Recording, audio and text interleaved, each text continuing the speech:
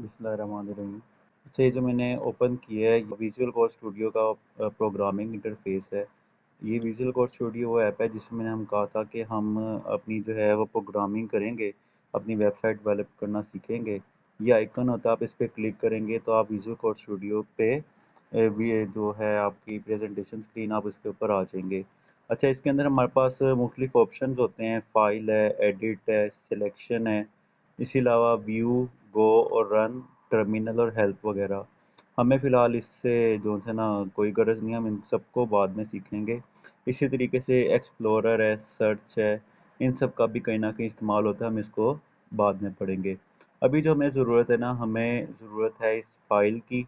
हम इसको ओपन करेंगे तो आपको पता है कि आपके आगे कई ऑप्शन ओपन हो जाएंगे, यानी कि न्यू टेक्स्ट फाइल आपने बनानी है, न्यू फाइल बनानी है, कोई पहले से मौजूद फाइल को ओपन करना है या पहले से मौजूद फ़ोल्डर को ओपन करना है, ये सारा इस काम आएगा। अब फ़र्ज़ करें मैंने कोई फ़ोल्डर ओपन करना है तो मैं ओपन फ़ोल्डर पे जाऊंगा। अब ये मुझे जो है ना फ़ोल्डर मैंने कहाँ से ओपन करना है।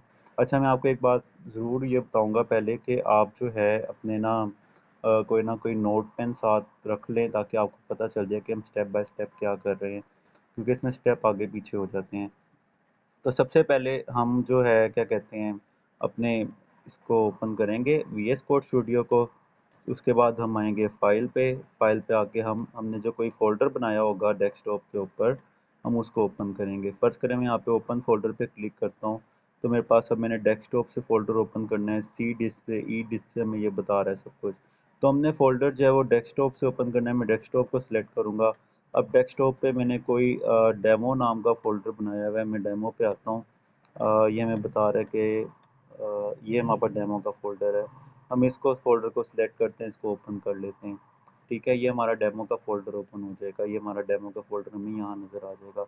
हम जो भी फाइल या फ़ोल्डर बनाएंगे हमें वो यहाँ नज़र आएगा, कि हमने डेमो का फ़ोल्डर बनाया है वो हमें यहाँ नज़र आ जाएगा। इसके अलावा फिर हम क्या करेंगे, जब हम एक फ़ोल्डर बना लेंगे, फ़ोल्डर के बाद हम एक फ़ाइल बनाएंगे।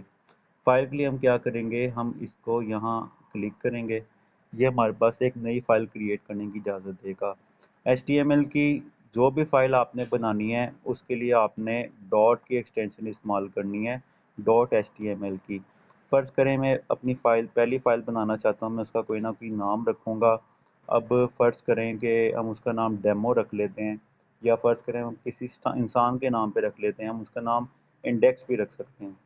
तो ये है कि अभी हमने सिर्फ इतना किया है कि हमने एक फ़ोल्डर ओपन किया है डेमो के नाम से, उस फ़ोल्डर के नंबर एक अंदर हम एक फ़ाइल बनाने लगे हैं।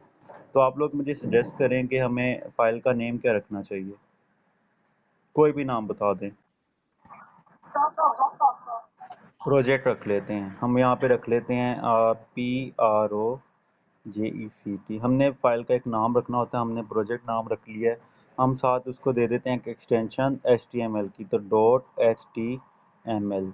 हम यहाँ पे एक ऐसे प्रोजेक्ट डॉट HTML लिखेंगे तो हमारे पास प्रोजेक्ट डॉट HTML की एक फ़ाइल तैयार हो जाएगी। इसका मतलब ये होगा कि हमने जो भी HTML का काम करना है हमें इस प्रोजेक्ट डॉट HTML के अंदर करना है। मेरी यहाँ तक बात सबको क्लियर है। सिर्फ हमने एक छोटा सा काम किया है, लोगों को ये भी नहीं आता कि हम फ़ोल्डर कैसे बनाएं, फ़ोल्डर के अंदर फ़ाइल कैसे बनाएं। आपने विजुअल कोड ओपन किया, फ़ाइल ओपन की, फ़ाइल के अंदर आपने एक फ़ोल्डर ओपन किया और फ़ोल्डर के अंदर आपने एक प्रोजेक्ट डॉट HTML की फ़ाइल बनानी। क्लियर है यहाँ तक?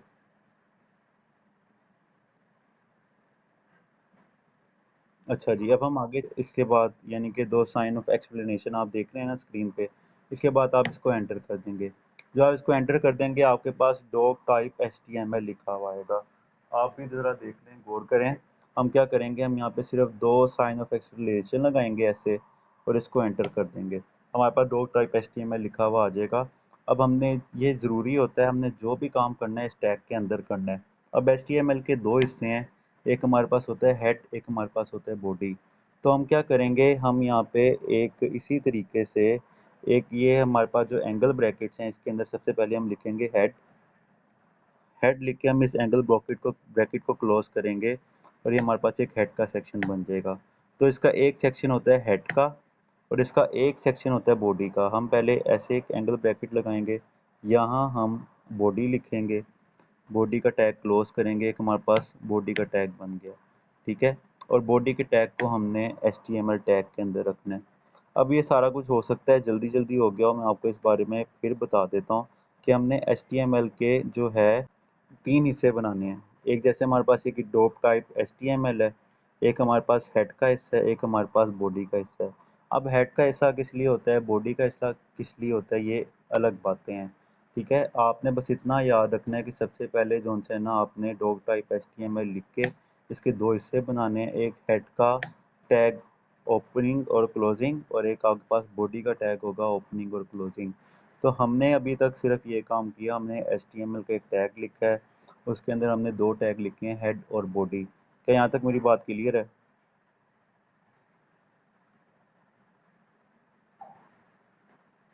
नहीं हाँ, नहीं क्लियर तो आप जो है ना सवाल कर सकते हैं। अब आप क्या करेंगे, हेड के अंदर जो है ना आप एक टाइटल लिख देंगे, जो आपके जो सा होगा ना प्रोजेक्ट का टाइटल होगा। टाइटल हमने लिख के इसको हमने ऐसे लिखा, टाइटल क्लोज। फर्ज करें हम अपने प्रोजेक्ट का नाम रखना चाहते हैं माई प्रोजेक्ट, माई, और उसके बाद हमारे पास आ गया PROJECT, ये हमारे पास माई प्रोजेक्ट का टाइटल आ गया। अब हमारी जो भी है ना वेबसाइट इसके अंदर काम करेगी। अब हम सिर्फ इस काबिल हो गए हैं कि हम अपनी वेबसाइट को लाइव कर सकें और उसको देख सकें। तो मैं यहाँ अपना चेक करूँगा गो लाइव, आप यहाँ पे ऑप्शन देख रहे हैं, आपको यहाँ पे जो है ना जाना होगा। अच्छा, ये जो गो लाइव की जो है क्या कहते हैं, आपके पास ये एक्सटेंशन कैसे आएगी?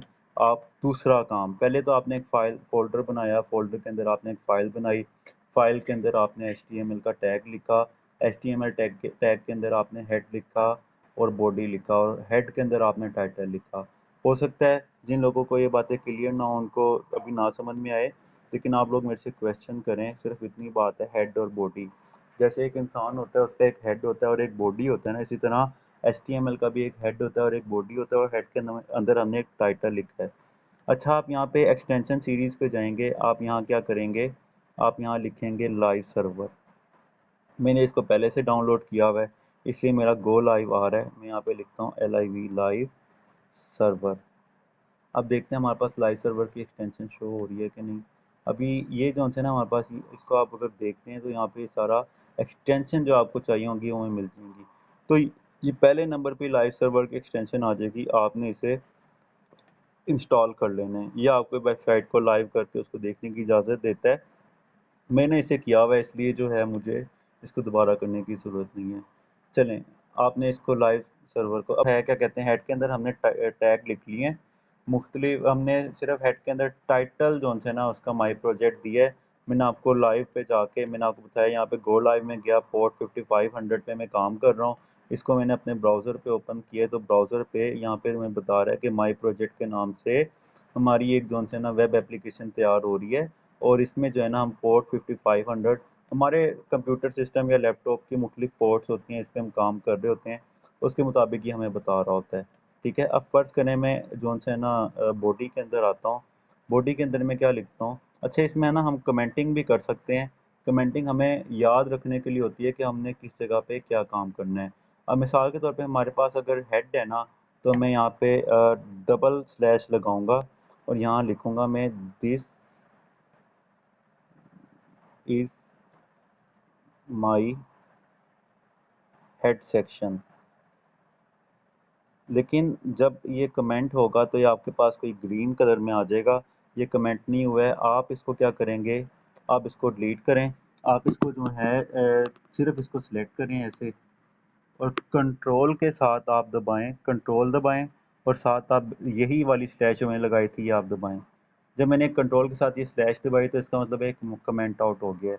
जो भी आपके पास चीज़ कमेंट आउट हो जाएगी वो आपके पास वेबसाइट पे कोई इफेक्ट नहीं करेगी, वो सिर्फ आपके पास एक कमेंट होगा। ये सिर्फ आपकी याद दहानी के लिए होगा कि आपने किस तरीके से जो है ना वो कोड किया था। सिर्फ आपने कंट्रोल और स्लैश दबाना है तो आपके पास ये एक कमेंट बन जाएगा। अब मैं इसे कंट्रोल C करके कॉपी करता हूँ। अब ये हेड सेक्शन यहाँ पे मेरा ख़त्म हो रहा है, ये मेरी बॉडी सेक्शन है। मैं यहाँ कंट्रोल V करता हूँ और ये मैं यहाँ लिख देता हूँ, this is my body section. अब ये मुझे ये बता रहा है कि जो हमने HTML की फ़ाइल बनाई थी उसके अंदर हमारे 2 हिस्से हैं, एक हेड सेक्शन है, एक बॉडी सेक्शन है। और टाइटल को कमेंट करने की ज़रूरत नहीं है, वो मुझे ऑलरेडी पता है कि मेरा हेड सेक्शन के अंदर पड़ा है। हाँ, बॉडी में हम मज़ीद काम करते हैं। बॉडी के अंदर हम मज़ीद टैग इस्तेमाल कर सकते हैं, हम पैराग्राफ का टैग इस्तेमाल कर सकते हैं, हम हेडिंग्स का टैग इस्तेमाल करते हैं। हेडिंग के लिए अब कैसे हम टैग इस्तेमाल करते हैं, हेडिंग के लिए H1 से H5 तक जो से ना हमारे पास टैग इस्तेमाल होते हैं। अब किस तरीके से होते हैं वो भी मैं आपको दिखा देता हूँ। मैंने यहाँ पे वही एंगल ब्रैकेट लगाई, यहाँ पे हमने H1 लिखा और इसको क्लोज़ किया, तो इसने मुझे एक H1 हेडिंग का टैग क्रिएट कर दिया। अब यहाँ मैं लिख देता हूँ, जब हम कोई भी लैंग्वेज सीखते हैं हमें वहाँ पे सबसे पहले हेलो वर्ड प्रिंट करना सिखाया जाता है, तो मैं यहाँ सबसे पहले लिखता हूँ hello world, WORLD, hello world. अब हम अपनी लाइव सेक्शन पे जाके देखते हैं कि H1 टैग पे जब हमने हेलो वर्ल्ड लिखा तो क्या ये देखें, आप देख रहे हैं हमारे पास एक हेलो वर्ल्ड लिखा हुआ आ गया।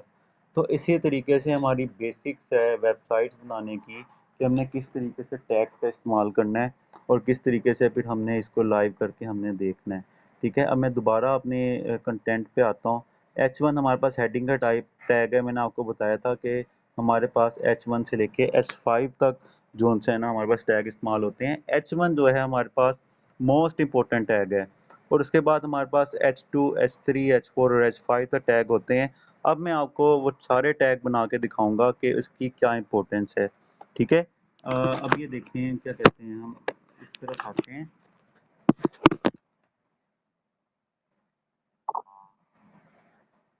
मैं सबको इसको कॉपी करके इसके मज़ीद जो है टैग्स बना के आपको दिखाने लगा हूँ कि हमारे पास क्या आउटपुट आएगी।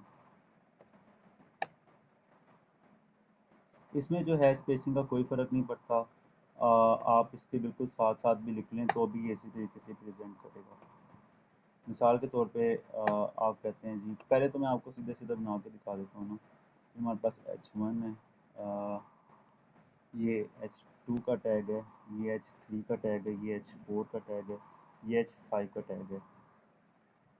अब आपने ये ज़रूर ख्याल रखना है कि जिस तरीके से आपने इसको ओपन किया ना, आपने इसी तरीके से इसको क्लोज़ करना है। मिसाल के तौर पे ये इसका मैं क्लोज़ करता हूँ।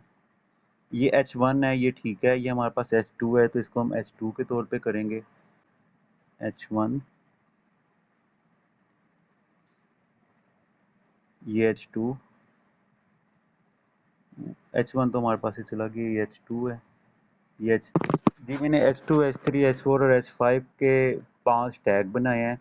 टैग से मुराद ये है कि मैंने आपको बताया कि हमने हेडिंग को हमने कितनी इंपॉर्टेंस देनी है। मैंने आपको कहा था H1 की हेडिंग जो सी है वो सबसे इंपॉर्टेंट होती है। तो इसको हम ज़रा चला के देखते हैं तो हमारे पास क्या hello word, hello word, hello word. जैसे जैसे हम H2 से H5 की तरफ गए तो हमारी हेडिंग जो सी है वो लीस्ट इंपॉर्टेंट होती गई। तो कुछ इस तरीके से जो से हम टैग को प्रेजेंट करते हैं। उसके बाद हमारे पास टैग्स के बाद हमारे पास आते हैं इसमें पैराग्राफ। पैराग्राफ के लिए हम ऐसे एक ब्रैकेट लगाते हैं, ब्रैकेट शुरू और ब्रैकेट क्लोज। ये हमारे पास यहाँ हम एक पैराग्राफ लिखते हैं, लोरेम। ये हमारे पास ऑटोमेटिकली एक पैराग्राफ जनरेट हो जाता है। जब आप LOREM करते हैं तो हमारे पास एक पैराग्राफ के टैग के अंदर एक पैराग्राफ लिखा जाता है। आप इसमें कुछ भी लिख सकते हैं।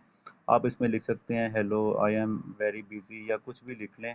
अब हम इसको चला के देखते हैं कि हमारे पास इसकी आउटपुट क्या आती है।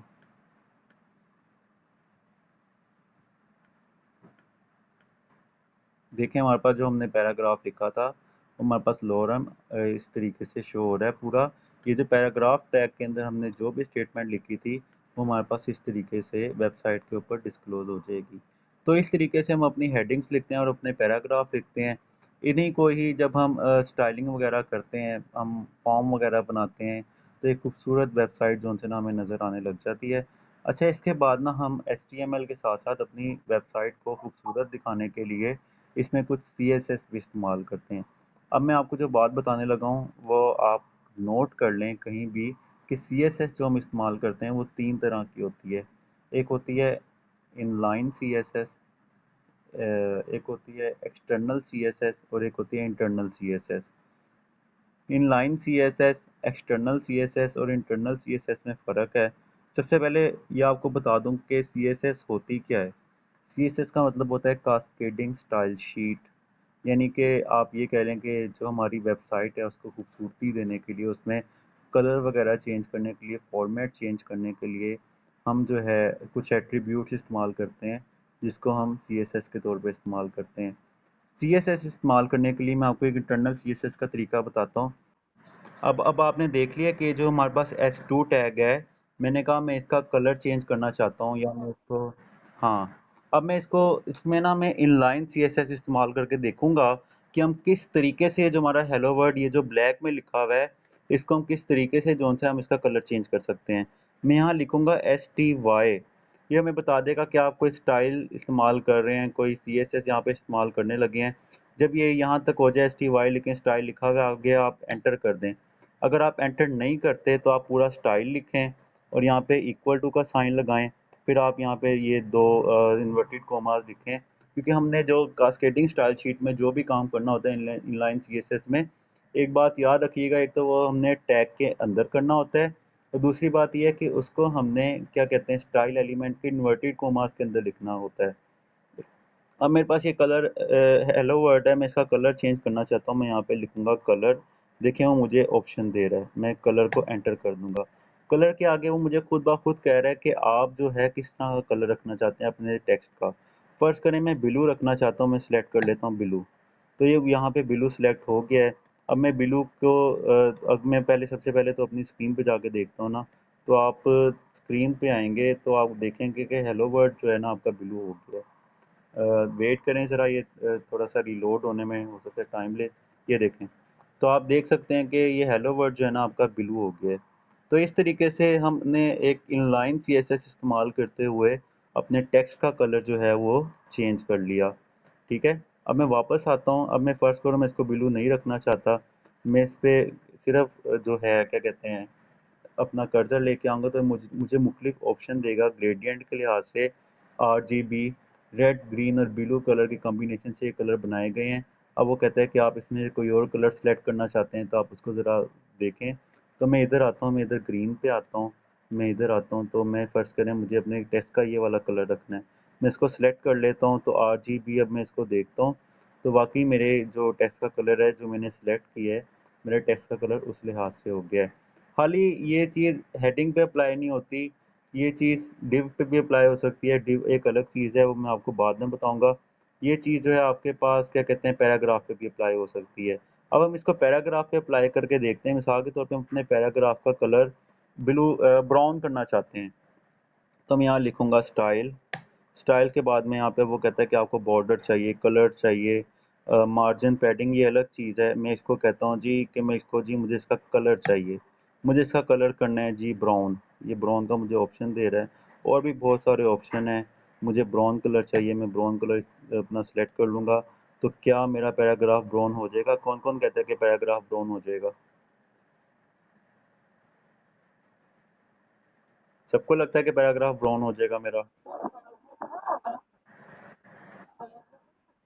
नहीं नहीं, आपने क्या करना है, आपने सिर्फ, मैं आपको दोबारा बता देता हूँ ये चीज़।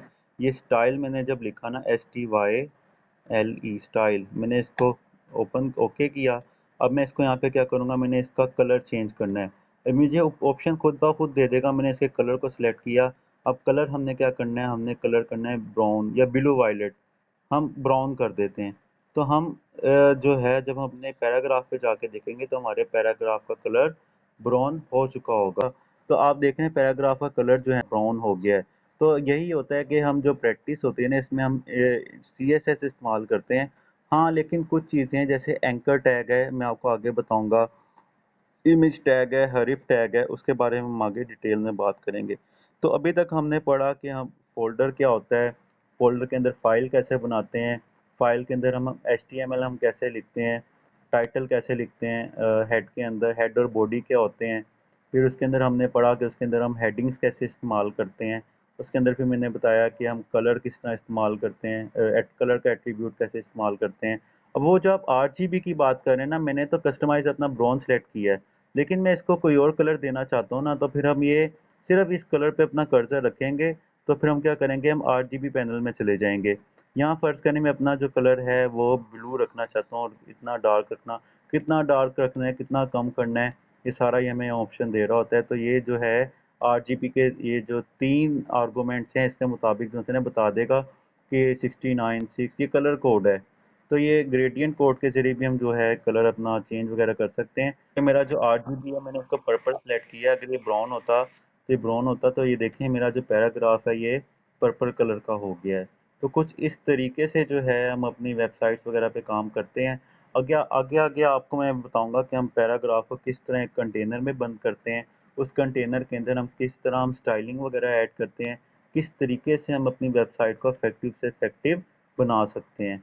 तो ये हमारे पास कुछ एट्रीब्यूट्स थे। अब फर्ज करें, अब ये स्टाइल मैंने इसका कर दिया। ये ज़्यादातर जो है ना एक्सटर्नल सीएसएस इस्तेमाल की जाती है, सीएसएस को यानी कि बाद में इम्प्लीमेंट किया जाता है, बाहर से इम्प्लीमेंट किया जाता है। अब फर्ज करें मैं यहाँ पे एक और एट्रीब्यूट इस्तेमाल करने लगा हूँ, मार्जिन। अभी मैंने एम ही लिखा है, इसने मुझे बता दिया कि आप क्या चाहते हो, मार्जिन चाहते हो, मार्जिन टॉप का चाहते हो, लेफ्ट का चाहते हो, बॉटम का चाहते हो, राइट का चाहते हो, विड्थ उसकी सेट करना चाहते हो। मैं इस पे कर्सर रखता हूँ तो ये मुझे खुद ब खुद ही कहेगा कि आप कोई ना कोई कलर सेलेक्ट करो। मैं ब्लू कलर सेलेक्ट करता हूँ, तो मैं यहाँ जब इसको सिलेक्ट करता हूँ तो ये ऑटोमेटिकली आपने देखा है ना, ये 3 एट्रीब्यूट इसके चेंज हो गए हैं। ये इसीलिए होता है कि ये जो है ना पहले पीछे से ही इसमें फीचर मौजूद होता है, हमें इसमें कोई काम करने की ज़रूरत नहीं होती। लेकिन अगर आप कहते हैं कि मुझे ये नहीं रखना, मुझे प्योर ब्लू रखना है, आप इसको ख़त्म करें सब कुछ, आप सिर्फ यहाँ पे BLUE ब्लू लिख दें, तो आप देखेंगे जो आपके टेक्स्ट का कलर होगा ना वो उधर जाके ब्लू हो गया होगा। जैसे यहाँ पे मेरा हेलो वर्ल्ड का कलर ब्लू हो गया है, ठीक है। तो ये मैनुअल ये खुद ब खुद ही सिलेक्ट कर देता है। जब हम कलर कोड लिखते हैं तो हमें अपनी मर्जी का कलर देता है, और जब हम इसको फर्ज करें मैं इसको ब्लू को लाइट करना चाहता हूँ तो आरजीबी के तौर पे इसको लाइट करके हमें बता देता है कि आपने अपना कलर जो है वो लाइट कर लिया है।